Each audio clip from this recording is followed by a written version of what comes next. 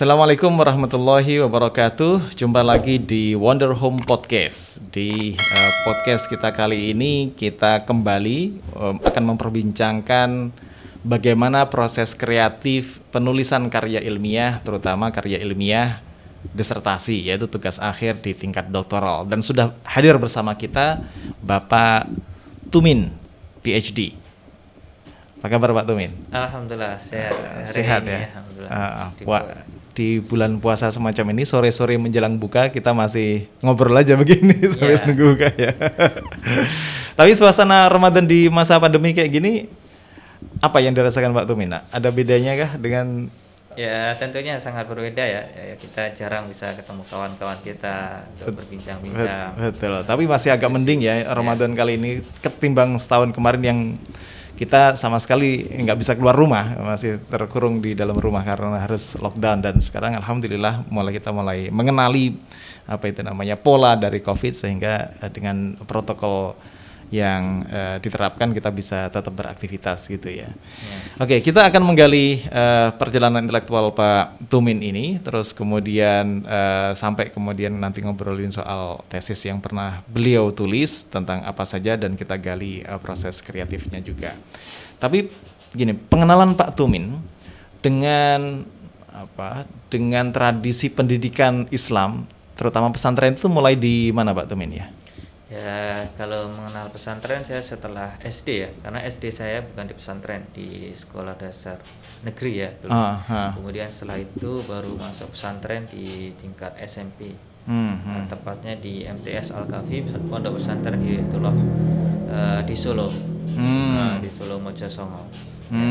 Di Solo Mojosongo itu boarding juga, boarding school. Ya, itu boarding school. Jadi, saya tinggal di situ selama kurang lebih 3 tahun ya. 3 tahun. Dari tahun 1998 sampai 2001. Sampai 2001 di situ. Terus kemudian melanjutkan juga ke pesantren. Melanjutkan lagi di pesantren di tingkat aliyah di SMA Luqmanul Hakim. Pesantren di Surabaya. Oke.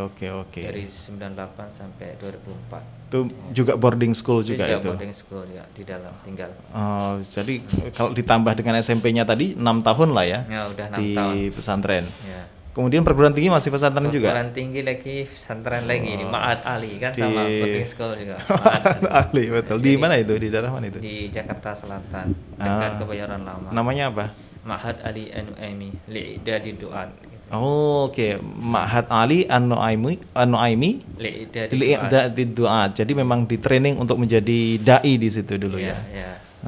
Jadi dengan perjalanan panjang di dunia pesantren semacam itu, ya beliau memang sudah sangat punya cukup kredensial gitu, punya cukup SIM lah gitu untuk mempelajari tentang dunia kependidikan di dalam Islam. Tapi ini model pesantrennya agak beda ya. Kan ada pesantren di Indonesia itu ada pesantren salafiyah yang biasanya diasosiasikan dengan organisasi Nahdlatul Ulama, ada pesantren modern ala Gontor gitu misalnya.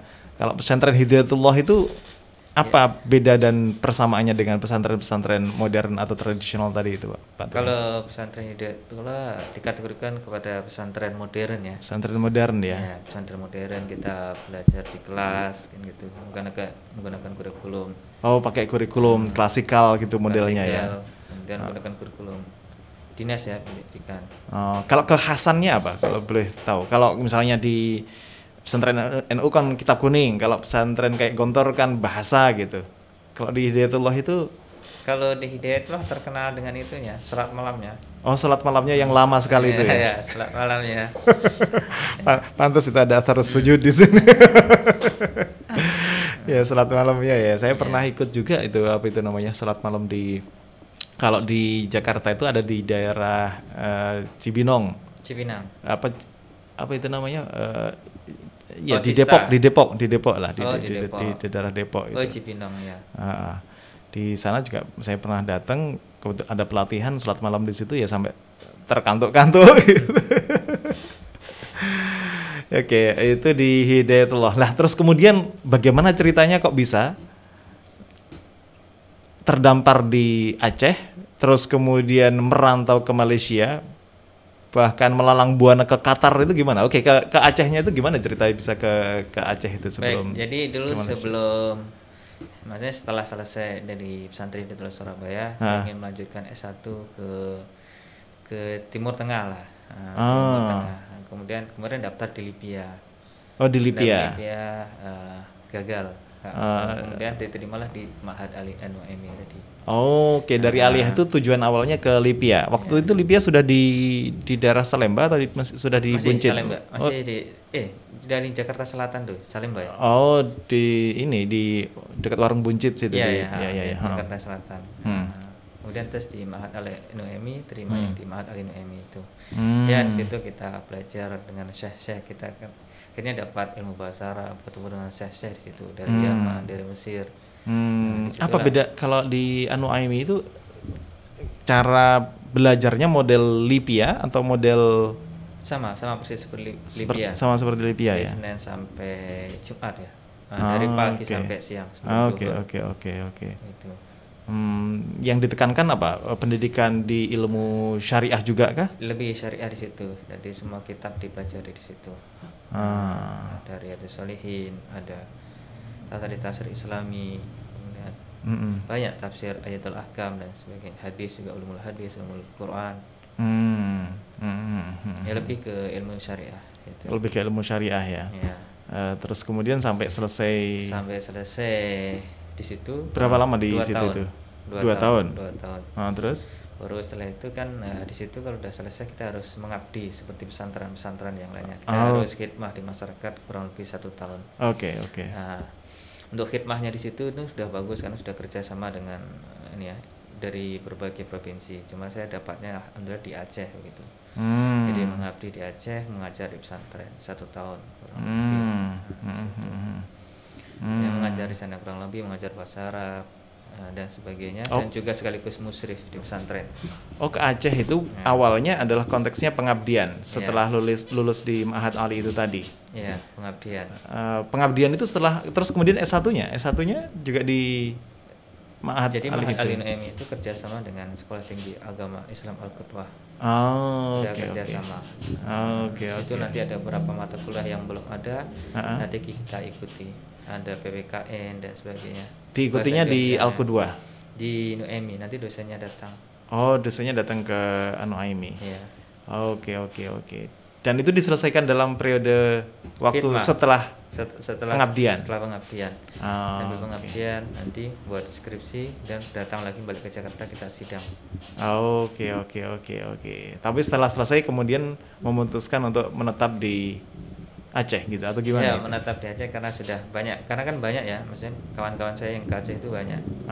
Bukan saya sendiri, kurang lebih entah 8 lebih kayaknya. Dari Ma'had Ali itu? Ya. Di pesantren apa di Acehnya itu Pak? Saya di pesantren Al-Fidyan. Pesantren Al-Fidyan. Dan banyak cabangnya juga di Kalimantan, di Jakarta dan sebagainya. Oke.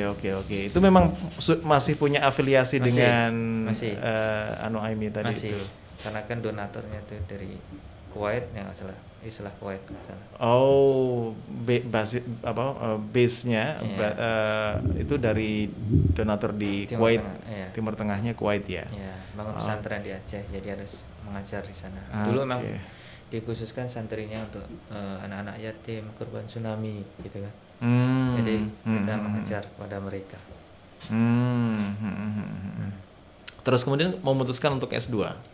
Kemudian karena sudah lama di situ, udah banyak kawan, banyak link, kemudian memutuskan S2 di UIN Araniri. Di UIN Araniri. Ya.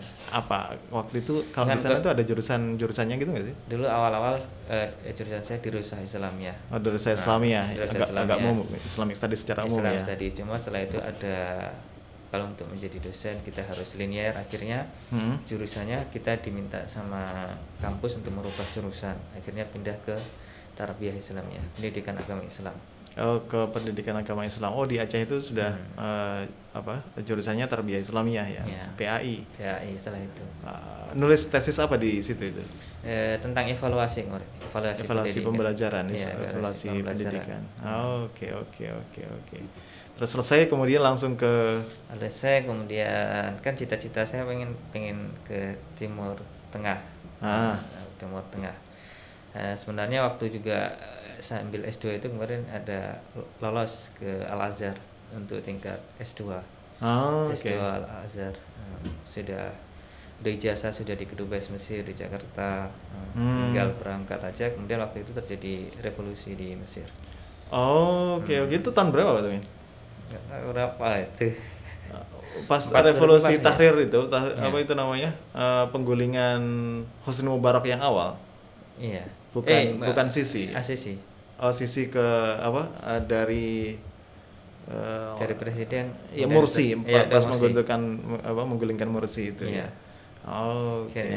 Jadi berapa? Qadarullah nggak jadi berangkat. Jadi berangkat. Padahal beasiswa sudah di tangan ya? Iya, tinggal berangkat aja. Itu melalui karena angkatan saya 2 orang sudah berangkat. Oke.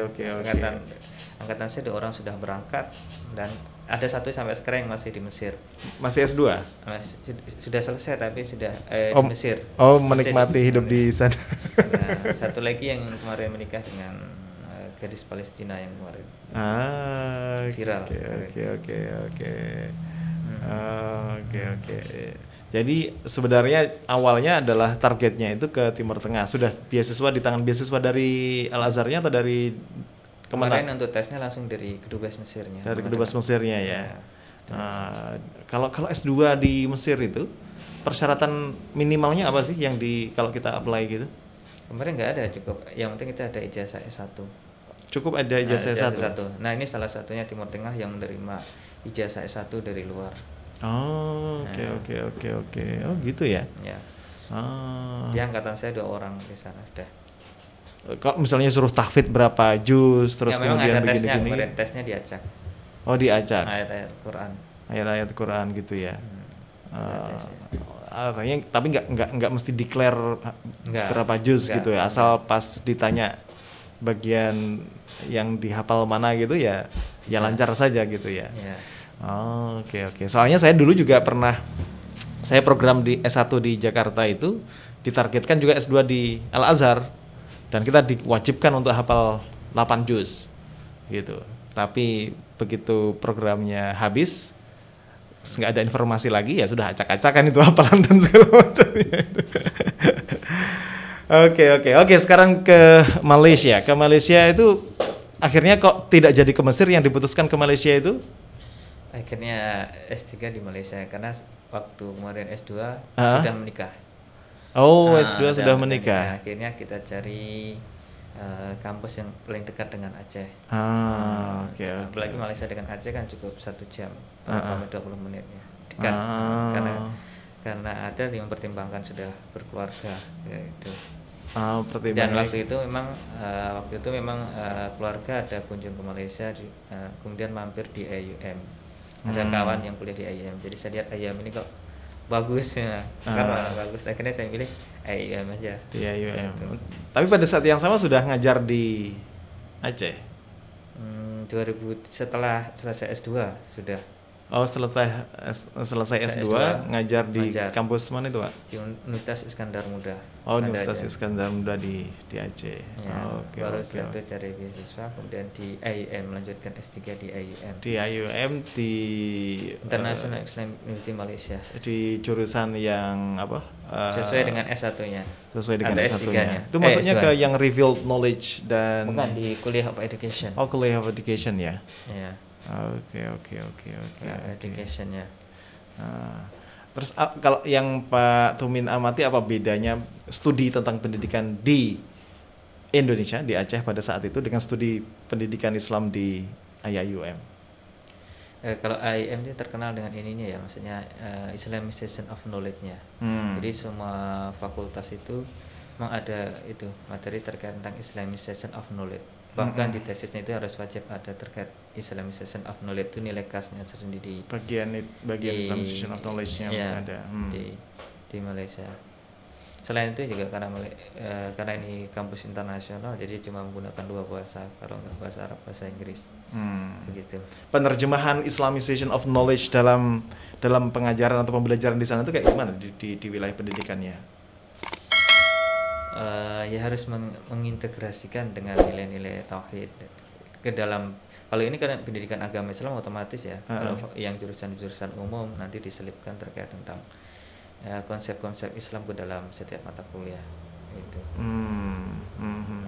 Misalnya gini, kalau mau belajar tentang, saya nggak tahu ya konteks di Malaysia kayak gimana. Misalnya studi kebijakan pendidikan agama di Indonesia, misalnya kayak gitu. Yeah.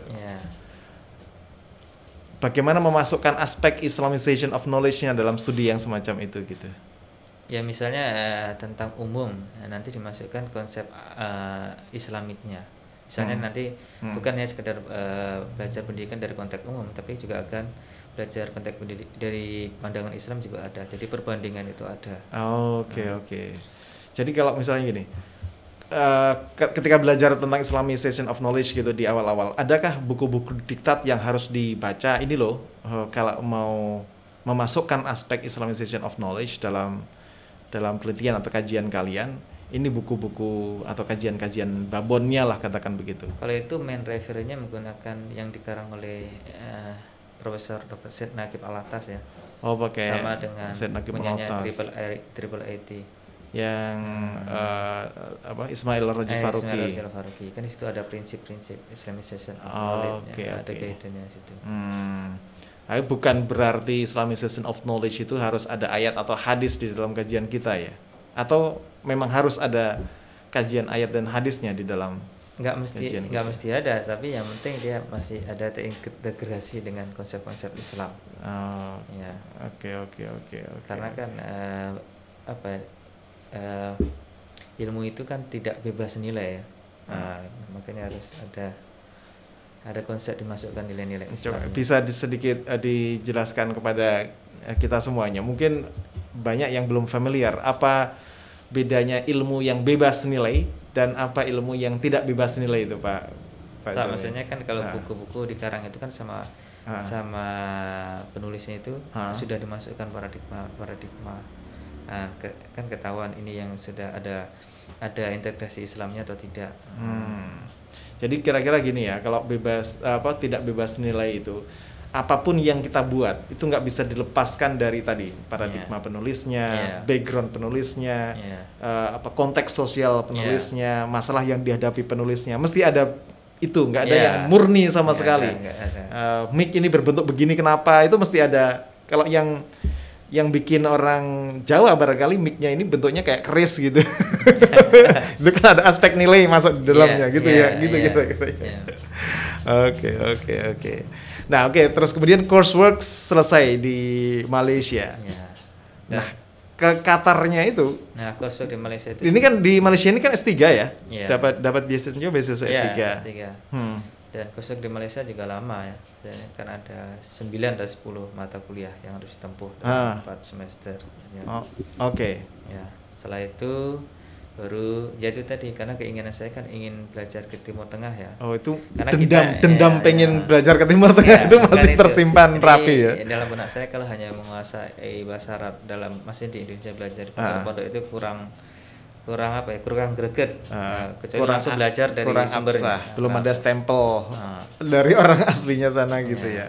Akhirnya dapatlah peluang di Qatar, peluang kuliah di Qatar. Oke. Dapat info dari kawan-kawan yang sudah selesai di sana, akhirnya mengapply dan diterima juga di sana beasiswa Qatar Foundation di kampus. Qatar Foundation ya. Di Hamad bin Khalifa University Qatar. Itu langsung dari kampusnya miliknya pemerintah Qatar. Hamad bin Khalifa University kalau sekarang namanya ya. Dulu Qatar Faculty of Islamic Studies dan sudah banyak juga alumni dari sana. Oke. Ya, itu tadi. Karena ingin belajar Timur Tengah akhirnya ketika sudah ke Qatar sudah terlampiaskan itu tadi keinginan untuk belajar di Timur Tengah ya. Kalau bahasa pengantarnya dipakai di Timur Tengah itu bahasa Arab atau bahasa Inggris? Jurusan saya kan di perbandingan agama ya. Jadi ketika sebelum saya masuk, maksudnya semester sebelumnya itu tahun berapa Pak Tumin ke Qatar itu? 2017 akhir. 2017 akhir. Sebentar, kalau masuknya IIUM tadi? Hanya 2013 akhir. Itu 2013 ya. Terus kemudian sekitar berapa 4 tahunan setelah itu ke sana ke Qatar. Oke. Ya, di jurusan saya sebenarnya saya mengambil Quranic Studies. Tapi karena sudah full, kemudian saya dipindah ke perbandingan agama. Full kuota untuk belajar Quranic Studies? Enggak, kelasnya untuk student Quranic Studies itu sudah kuotanya sudah terpenuhi. Oke. Akhirnya saya diterima di perbandingan agama. Nah sebelum saya masuk itu menggunakan bahasa Arab. Tapi ketika saya masuk menggunakan bahasa Inggris. Menggunakan bahasa Inggris. Ya udah saya terima. Dilakoni saja gitu ya. Tapi kalau mahasiswanya kebanyakan banyak juga yang dari Asia Tenggara gitu di situ. Ya, untuk di Asia Tenggara itu yang langganan maksudnya ya biasanya di Indonesia, Malaysia, Thailand, Singapura, Filipina.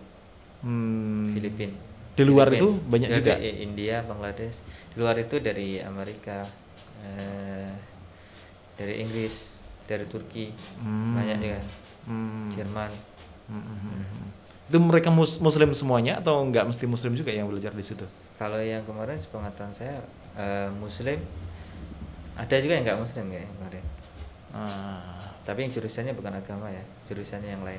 Misalnya perbandingan agama itu kan mengandaikan bukan hanya agama Islam kan yang dipelajari. Iya, ya memang ada secara agama nanti semua dipelajari, baik dari Buddha, dari Hindu, dari Kristen.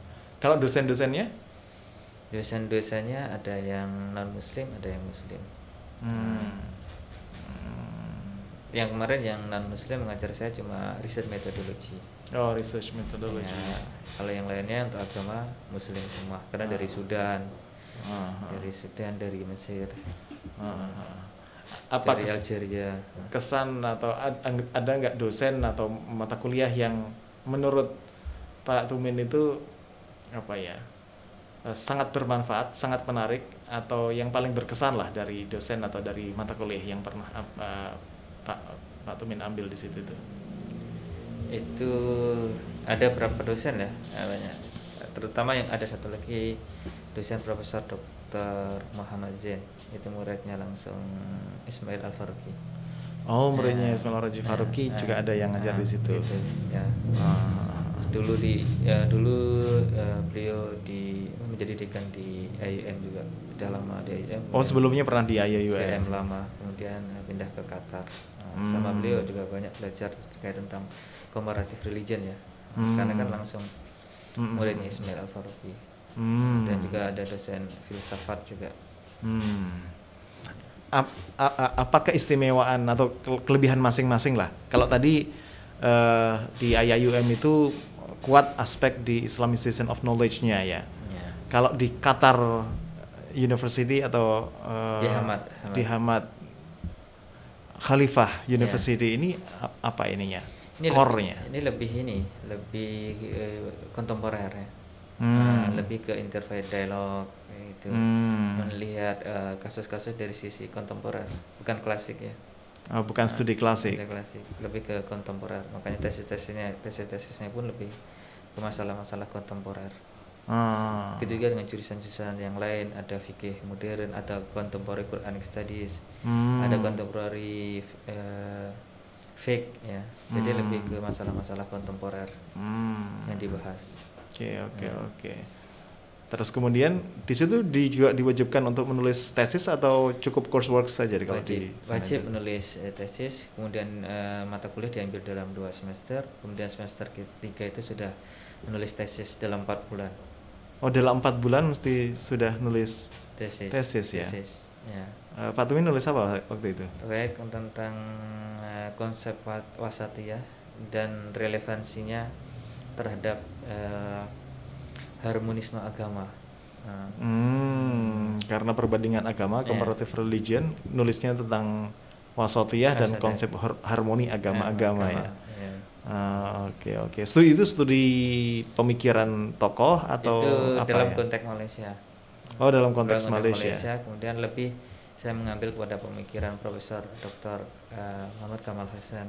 Dan juga satu lagi, lupa ya. Pemikirannya Muhammad Kamal Hasan itu terkait beliau itu rektor, pernah juga menjabat rektor IAIM ya. Dan salah satu juga karya Muhammad Kamal Hasan yang diakrabi oleh orang-orang Indonesia itu adalah studinya atau kritiknya terhadap pemikiran Nurcholish Madjid. Beliau juga pernah mengkritik soal pemikiran Nurcholish Madjid itu yang dikaitkan dengan ideologi developmentalisme, begitu kalau nggak salah. Saya lupa tapi nama bukunya apa. Oh gitu ya. Wasatiyahnya di mana? Kekhasan yang diangkat Pak Tumin dari pemikiran Pak Kamal Hasan atau pemikiran Malaysia yang lain itu. Jadi lebih menariknya di Malaysia ini konsep wasatiyah ini sudah diterapkan dalam konteks pemerintahan dan sudah ada departemen sendiri dalam pemerintahan Malaysia yang namanya One Malaysia. One Malaysia. One Malaysia. Sehingga di Malaysia ini kita bisa mendapatkan namanya Bank Islam. Kan kita jarang menemukan bank dengan namanya Bank Islam. Di Malaysia ada.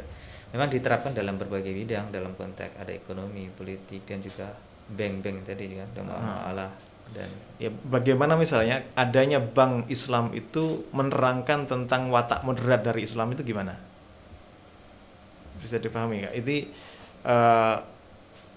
kan mungkin saja sebagian orang justru mengatakan, ngapain bank diislamisasi segala macam? Ini justru mencerminkan bukan watak moderat Islam, justru malah ini watak dalam tanda kutip ya, apa itu namanya, langkah fundamentalisme dalam Islam, misalnya begitu. Kalau ada ya maksudnya tadi itu maksudnya dalam konteks banknya sudah menerapkan prinsip-prinsip sesuai syariah itu maksudnya, bank itu maksudnya di situnya. Iya. Tapi ada juga bank umum juga ada. Ya maksudnya itu kan tadi wasatiyah Islam. Yang ditonjolkan aspek wasatiyah itu selain tadi kan disebutkan Pak Tumin, itu diterapkan bahwa ada institusi-institusi yang memang dibuat di Malaysia itu untuk mewadahi One Malaysia itu tadi. Oke, salah satunya adalah adanya institusi namanya Bank Islam atau institusi yang lain. Tapi dari aspek sisi pemikiran itu kekhasannya apa di Malaysia itu yang dari hasil studi master Pak Tumin itu. Kalau wasatiyah itu kan paling nggak kan gini, memperhatikan masalah ekstrim apa yang dihadapi di Malaysia. Kalau di Indonesia kan misalnya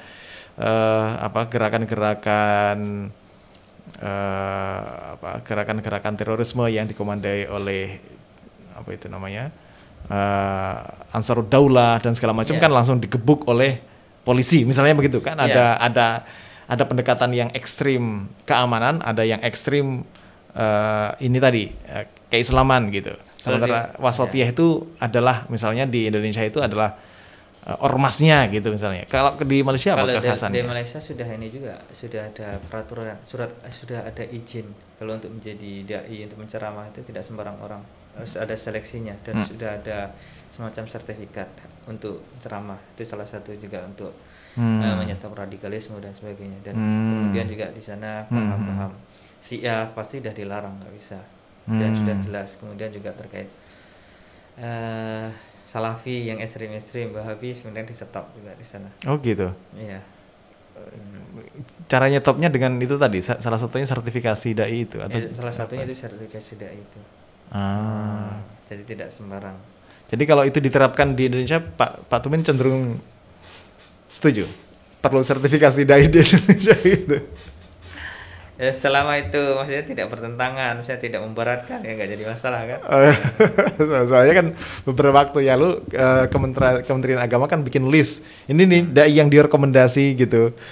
Belum sampai tahap sertifikasi, tapi kan kemudian banyak protes, itu kok dai-dai yang terkenal-kenal malah nggak direkomendasikan di situ itu. Kemarin waktu membuat kebijakan itu tidak mengakomodir atau mengundang seluruh ormas mungkin barangkali sehingga terjadi ini penolakan.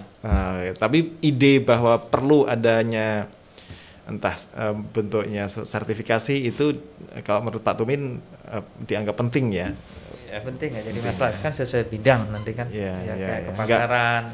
Betul. Jadi nggak semua orang yang punya mic terus kemudian bisa ngomong agama tentang apa saja gitu ya. Iya.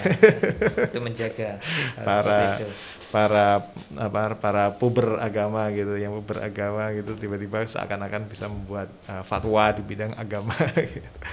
Oke. Now setelah selesai di Qatar terus kemudian balik ke Malaysia. Enggak, balik ke Indonesia. Ke Malaysia cuma sidang aja. Oh, cuma ke Malaysia itu hanya untuk sidang. Jadi sidang aja, dan juga waktu itu saya sudah tidak perpanjang visa juga. Ini menarik juga, ini bisa dicontoh buat mereka-mereka yang sedang studi. Jadi ketika menyelesaikan studi S3, kelas yang harus diambil sudah selesai, nulis juga sudah selesai, disertasi sudah diserahkan gitu ya. Iya, ditinggal untuk ngambil S2 di Qatar gitu ya, Pak. Iya. Terus kemudian ketika selesai tinggal defend atau munakosyah disertasi di Malaysia gitu. Iya. Oh, cerdik juga ini, setelah sekali dayung 2-3 pulau terlampaui ini. Ya, itu tadi ya, karena ingin belajar Timur Tengah ya udah kesempatan sekalian. Oke. Tapi untuk S3-nya itu nulis tentang ini tadi kan S2-nya tentang wasatiyah, terus kemudian balik ke Malaysia yang di defense adalah disertasi yang bertemakan tentang ta'limul muta'alim atau implementasi konsep etika belajarnya Zarnuji. Ya.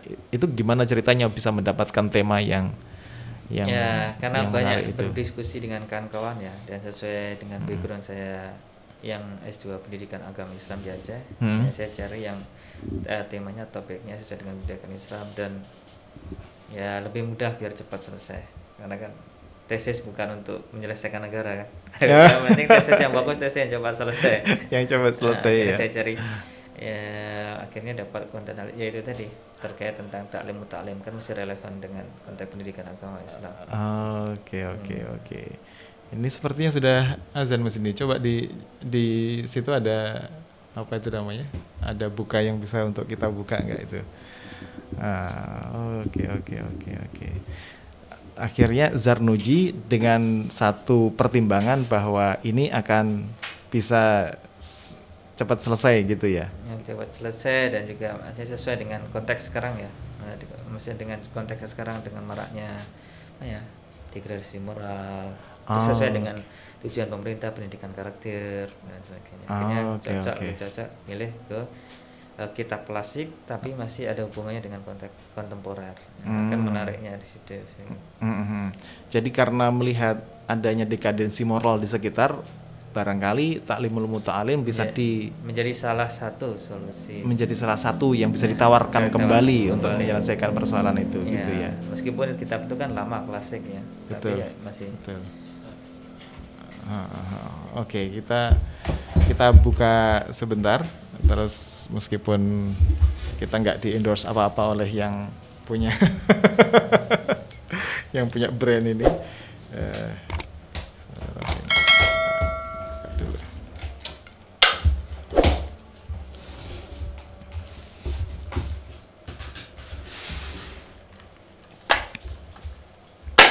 Oke.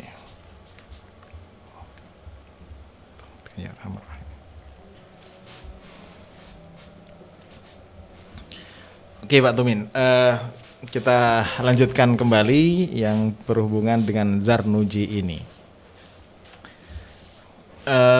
Sebelum kemudian terjun ke lapangan, kan ini case tadinya adalah pesantren Lirboyo di Kediri. Bisa diceritakan bagaimana atau kenapa yang dijadikan case tadi itu adalah pesantren Lirboyo di Kediri untuk penerapan kitabnya Zarnuji ini? Iya, karena ini adalah implementasi daripada kitabnya Imam Zarnuji ya. Jadi kita harus terlebih dahulu mencari tempat atau pesantren yang memang betul-betul menerapkan kitab Az-Zarnuji. Nah, sebenarnya tempatnya bukan satu pesantren, ada 5 rencananya. Rencananya ada 5 pesantren. Dan akhirnya terakhirnya karena mungkin waktu juga mepet dan tidak akan selesai. Akhirnya saya putuskan untuk jadi satu pesantren di pesantren Lirboyo. Nah kan pesantren Lirboyo juga pesantren terbesar di Jawa Timur. Dan kan terbesar.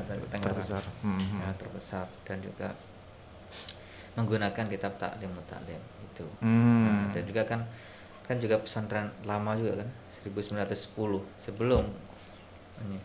Kan udah lama sebelum Indonesia merdeka. Iya. Apa itu namanya?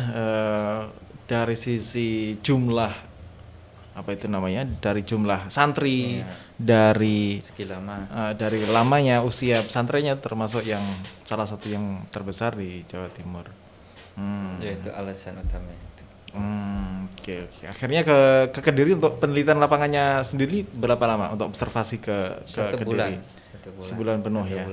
Ya. Itu tinggal di pesantrennya atau di pesantrennya langsung. Tinggal di asramanya situ. Dan ya meneliti, mengobservasi, ikut mereka ke kelas, karena mereka belajar ke masjid ya. Kalau di Lirboyo itu kan ada beberapa kiai, ada beberapa pengasuhnya ya. Ada Kiai Mahrus dan putra-putranya, mungkin Gus Kafabihi dan macam-macamnya. Terus kemudian ada Kiai Idris, ada Kiai Gus Anwar kalau nggak salah namanya. Itu di mananya Pak Tumin waktu itu? Masih ingat nggak? Saya yang dekat masjidnya kemarin. Jadi saya sowan ke Pak Kiainya yang dekat masjidnya pas. Oh, yang dekat masjid ya? Dekat masjidnya. Ya, masjid utama itu? Ya, masjid utama. Ditemani kawan-kawan atau pengasuh langsung dari... Oke. Kalau yang agak mepet dengan itu sih Kiai Idris, Gus Idris waktu itu. Nggak tahu Pak, tapi masih sugeng nggak ya waktu saat itu? Oke, yang mepet masjid itu. Apa hasil observasi yang dilihat oleh Pak Tumin memang implementasi kitab Ta'limul Muta'alim ini di lapangan, di pengajaran sehari-hari gimana menurut pengamatan Pak Tumin? Sesuai atau tidak sesuai? Ada modifikasi atau gimana? Berdasarkan pengamatan ya, ketika ikut mereka ke kelas juga dalam kehidupan sehari-hari, saya melihat mereka ya sebagian besar memang sudah menerapkan apa yang dalam kitab Ta'limul Muta'alim ya. Misalnya mereka sebelum masuk kelas itu sudah mengambil wudhu terlebih dahulu, sudah ada tuh bagaimana cara mereka membawa kitab itu memang betul-betul menghormati kitabnya. Kemudian bagaimana mereka ketemu ustadznya, itu sangat menghormati. Dan hal-hal lainnya di kelas, misalnya berdoa sebelum mulai dan setelahnya, cium tangan, ada semua itu di pondok pesantren Lirboyo. Ada di situ ya. Iya. Terus kemudian ada nggak hal-hal yang misalnya dirasa oleh guru, apa panggilannya di sana, ustadz, guru atau dan juga muridnya di sana yang dirasa dari Ta'limul Muta'alim ini bagian-bagian itu masih relevan tuh. Bagian penghormatan terhadap guru, bagian harus bersuci sebelum belajar gitu. Ada nggak hal-hal yang ini udah nggak bisa dipakai lagi nih gitu, terus kemudian kita modifikasi saja atau kita tinggalkan saja gitu? Kemarin pas kayaknya ada 2 atau 3 dari informan, ada beberapa hal memang yang tidak relevan ya maksudnya. Terkait apa ya, terkait memelihara hewan tidak salah, ada 3 atau yang tidak relevan, yang tidak sesuai digunakan sampai sekarang. Kemudian terkait makanan juga ada. Oh iya, saya baca itu ada soal ikan gitu. Iya, soal ikan. Itu enggak direkomendasikan oleh Zarnuji untuk makan ikan gitu ya? Iya. Padahal kalau sekarang kan malah dianjurkan, katanya vitaminnya bagus itu untuk otak gitu. Kalau ikan ada beberapa hal yang kemarin, tapi mayoritas mereka setuju yang ada. Tapi ada sebagian ya tadi itu ya fishing, kemudian ada animal ya, ada berapa. Ada beberapa hal yang ini. Tapi itu tadi ya, karena kan ini lebih ke etik ya. Memang tidak semua di dalam bukunya itu tidak semuanya membahas terkait ethic of learning. Ada semua. Tapi dari sisi moral, etika, adab, mencari ilmunya kebanyakan masih relevan dan itu diterapkan oleh para santri dan guru di Lirboyo ya. Iya, diterapkan. Terus gini kan, ya otomatis kan Zarnuji ini mengandaikan model pembelajaran pada zaman pertengahan itu ya. Beliau kan di abad ke-13 Masehi ya, yang sistem madrasahnya masih sangat mungkin tradisional tradisional terkenal kan zaman Abbasiyah, akhir Abbasiyah. Ya, akhir Abbasiyah itu. Memang masuk dalam golden age era itu. Ada nggak pengembangan yang dilakukan oleh Lirboyo misalnya sebagai yang saya kira Lirboyo kan ada sistem yang betul-betul tradisional Sorogan Bandongan begitu, tapi kan kemudian juga ada sistem klasikalnya di beberapanya. Tapi untuk mengikuti perkembangan zaman, mereka juga mengadakan ilmu-ilmu untuk santri ya, biar mengikuti dengan keadaan zaman. Misalnya terkait tentang ada di sana markas khusus bahasa Inggris ya sudah ada, kemudian markas komputer itu juga ada, dan kegiatan ekstrakurikuler yang lain untuk menunjang itu untuk menyesuaikan dengan keadaan zaman sekarang sudah ada itu juga. Jadi tidak mesti yang harus klasik semuanya tadi, mengikuti kondisi zaman, dan ada itu.